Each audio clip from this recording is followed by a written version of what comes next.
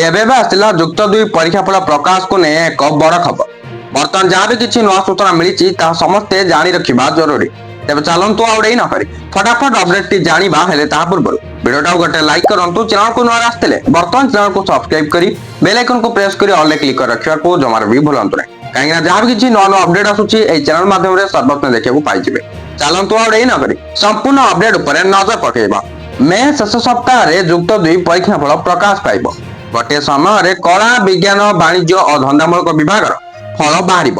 କେଉଁ ଦିନ ବାହାରିବ ସେ ନେଇ ଧାର୍ଯ୍ୟ ହୋଇନଥିଲେ ମଧ୍ୟ ଛାତ୍ରଛାତ୍ରୀଙ୍କ ସ୍ୱାର୍ଥ ଦୃଷ୍ଟିରୁ ଜୁନ୍ ପୂର୍ବରୁ ଫଳ ପ୍ରକାଶ କରିବାକୁ ଉଚ୍ଚ ମାଧ୍ୟମିକ ଶିକ୍ଷା ପରିଷଦ ବା ସିଏଚ୍ଏସ୍ଇ ପକ୍ଷରୁ ପଦକ୍ଷେପ ନିଆଯାଇଛି।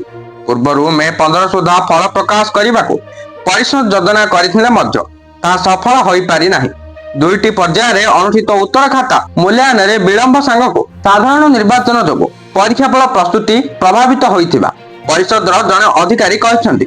ଇତିମଧ୍ୟରେ ସିବିଏସ୍ଇ ଓ ସିଆଇଏସ୍ଇ ବୋର୍ଡ ଅଧୀନ ବିଦ୍ୟାଳୟର ଦଶମ ଓ ଦ୍ୱାଦଶ ଶ୍ରେଣୀ ପରୀକ୍ଷା ଫଳ ପ୍ରକାଶ ପାଇସାରିଥିବାରୁ ସିଏଚ୍ଏସ୍ଇ ଅଧୀନ ପରୀକ୍ଷାର୍ଥୀ ଏବେ ଚିନ୍ତାରେ ପଡ଼ିଛନ୍ତି।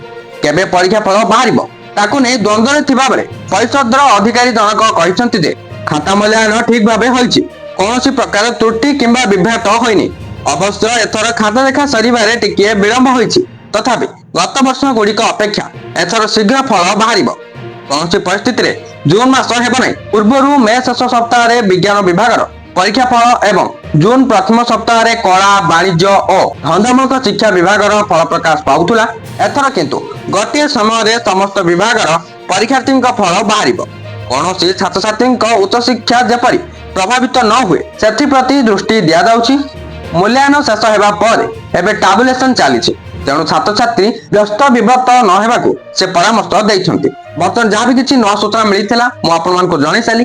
ଆଗକୁ ଯାହା ବି କିଛି ଘୋଷଣା ଆସିବ ଏହି ଚ୍ୟାନେଲ ମାଧ୍ୟମରେ ସର୍ବପ୍ରଥମେ ଦେଖିବାକୁ ପାଇଯିବେ। ତେଣୁକରି ଚ୍ୟାନେଲ ସହିତ ଜଡି ରହିଥାନ୍ତୁ। ତା ସହିତ ଏହି ଭିଡିଓଟାକୁ ସେୟାର କରି ସମସ୍ତଙ୍କ ପାଖରେ ଅପଡେଟଟିକୁ ପହଞ୍ଚାଇ ଦିଅନ୍ତୁ।